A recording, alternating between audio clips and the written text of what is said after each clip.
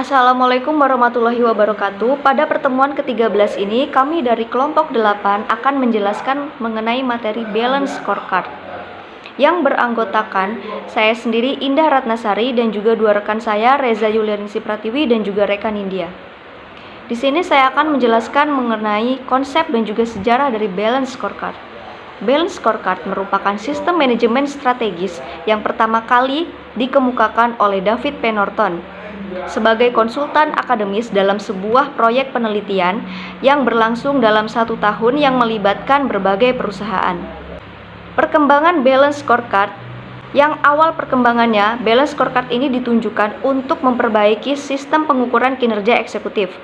Sebelum tahun 1990-an, eksekutif hanya diukur dari kinerja mereka dari perspektif keuangannya saja. Sebagai akibatnya, fokus perhatian hanya dicurahkan untuk mewujudkan kinerja keuangan, sehingga terdapat kecenderungan untuk mengabaikan kinerja non-keuangan seperti kepuasan customers, produktivitas, dan cost effectiveness proses yang digunakan untuk menghasilkan produk dan juga jasa. Keberdayaan dan juga komitmen karyawan dalam menghasilkan produk dan jasa sebagai kepuasan dari customers. Hal ini disebabkan ukuran kinerja keuangan mengandalkan informasi yang dihasilkan dari sistem akuntansi berjangka pendek. Maka pengukuran kinerja yang berfokus ke keuangan mengakibatkan eksekutif lebih memfokuskan perwujudan kinerja jangka pendek.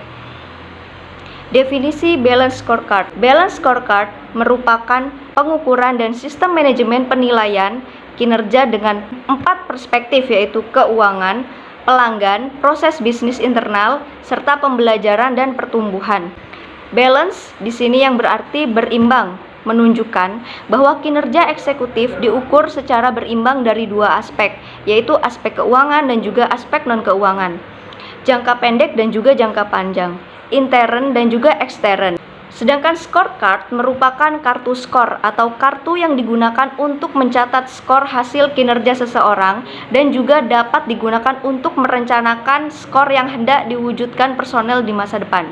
Lalu bagaimana dengan konsep balance scorecard? Konsep balance scorecard adalah suatu konsep pengukuran kinerja yang memberikan kerangka komprehensif untuk menjabarkan ke dalam sasaran-sasaran strategik.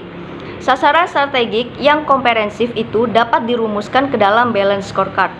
Karena balance scorecard menggunakan 4 perspektif yang satu sama lain itu saling berhubungan dan juga tidak dapat dipisahkan, yang merupakan indikator pengukur kinerja yang saling melengkapi dan saling memiliki hubungan sebab akibat. Baik, penjelasan selanjutnya akan dipaparkan oleh rekan saya, rekan India.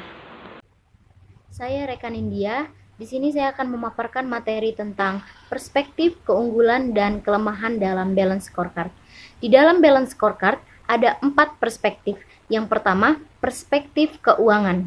Perspektif ini tetap digunakan dalam balance scorecard karena ukuran finansial sangat penting dalam memberikan ringkasan konsekuensi tindakan ekonomis yang sudah diambil.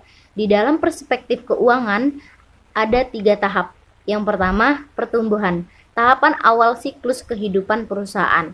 Yang kedua, bertahan, tahapan kedua di mana perusahaan masih melakukan investasi dan reinvestasi dengan mengisyaratkan tingkat pengembalian terbaik. Yang ketiga, ada kedewasaan. Tahapan ketiga di mana perusahaan benar-benar memanen hasil investasi pada tahap-tahap sebelumnya. Yang kedua, ada perspektif pelanggan.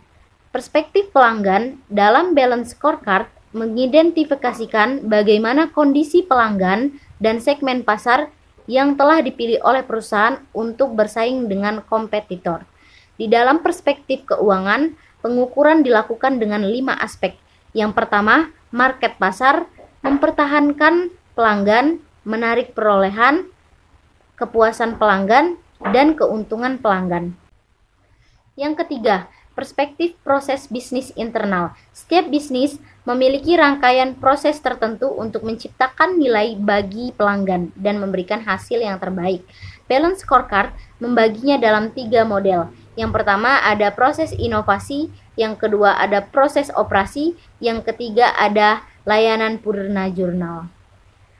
Yang keempat, ada perspektif pembelajaran dan pertumbuhan. Menurut Sony Yuwono, Edi Soekarno, dan Muhammad Ihsan, mengemukakan bahwa proses pembelajaran dan pertumbuhan ini bersumber dari faktor sumber daya manusia, sistem, dan prosedur organisasi. Termasuk dalam perspektif ini adalah pelatihan pegawai dan budaya perusahaan yang berhubungan dengan perbaikan individu dan organisasi. Selanjutnya, keunggulan dalam balance scorecard. Yang pertama, seimbang. Balance scorecard adalah seimbang, di mana perspektif satu tidak boleh melebihi perspektif yang lainnya. Yang kedua, komprehensif. Kemampuan perusahaan untuk memasuki lingkungan bisnis yang kompleks, karena balance scorecard menghasilkan rencana yang mencakup perspektif luas. Contohnya, keuangan, customer, proses, serta pembelajaran dan pertumbuhan, sehingga rencana yang dihasilkan mampu dengan kompleks merespon perubahan lingkungan. Yang ketiga, terukur. Dalam pendekatan balance scorecard, ketiga perspektif non-keuangan tersebut ditentukan ukurannya agar dapat dikelola, sehingga dapat diwujudkan untuk mengukur kinerja dalam perusahaan. Adapun kelemahan dalam balance scorecard, yang pertama, korelasi yang buruk antara ukuran perspektif non-finansial dan hasilnya. Maksudnya adalah tidak adanya jaminan bahwa keuntungan masa depan akan mengikuti pencapaian target dalam perspektif non-finansial. Yang kedua, terpaku pada hasil keuangan. Nah, contohnya tuh seperti manajer. Manajer itu kan yang paling bertanggung jawab terhadap kinerja keuangan. Hal ini menyebabkan manajer lebih peduli terhadap aspek finansial dibandingkan aspek lainnya. Yang ketiga, tidak adanya mekanisme perbaikan. Yang keempat, ukuran-ukuran yang tidak diperbaharui. Yang kelima, terlalu banyak pengukuran. Yang keenam, kesulitan dalam menetapkan trade-off. Nah, biasanya perusahaan mengkombinasikan ukuran non-finansial dengan finansial dalam satu laporan dan memberikan bobot pada masing-masing ukuran. Tetapi di balance scorecard tidak menampilkan bobot yang jelas pada masing-masing ukuran. Tidak adanya bobot tersebut menjadi sangat sulit untuk menggabungkan aspek finansial dan non-finansial. Saya akan menjelaskan tentang implementasi balance scorecard pada kegiatan perusahaan. Persaingan yang bersifat global dan tajam menyebabkan terjadinya penciutan laba yang diperoleh perusahaan-perusahaan yang memasuki tingkat dunia. Hanya perusahaan yang mempunyai keunggulan yang mampu memuaskan atau memenuhi kebutuhan konsumen mampu menghasilkan produk yang bermutu dan cost efektif. Kunci persaingan dalam pasar global adalah kualitas total yang mencakup penekanan-penekanan pada kualitas produk, kualitas biaya atau harga, kualitas pelayanan, kualitas penyerahan tepat waktu, dan kepuasan-kepuasan yang lain terus berkembang guna memberikan kepuasan terus-menerus kepada pelanggan. Baik, selanjutnya contoh dari studi kasus di perusahaan engineering PT MSE setelah mengimplementasikan metode balance scorecard dari berbagai perspektif. Dari perspektif keuangan, perspektif pelanggan, perspektif proses internal, dan perspektif pembelajaran atau pertumbuhan. Penyelesaiannya dengan mengukur secara seimbang antara perspektif yang satu dengan perspektif yang lainnya, dengan tolak ukur masing-masing perspektif, di mana pengukuran pada perspektif keuangan yang meliputi gross profit, operating income, net income, dan EBITDA. Diperoleh hasil bahwa kinerja perusahaan dapat dikatakan cukup meskipun terjadi penurunan dari tahun sebelumnya. Pengukuran pada perspektif pelanggan yaitu dengan kepuasan pelanggan menunjukkan bahwa perusahaan mempunyai kinerja yang cukup. Selanjutnya, konsep manajemen strategi. Yang pertama, memperjelas dan menerjemahkan visi dan strategi.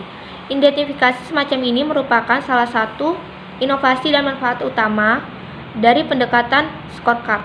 Selanjutnya, mengkomunikasikan dan mengaitkan berbagai tujuan dan ukuran strategis.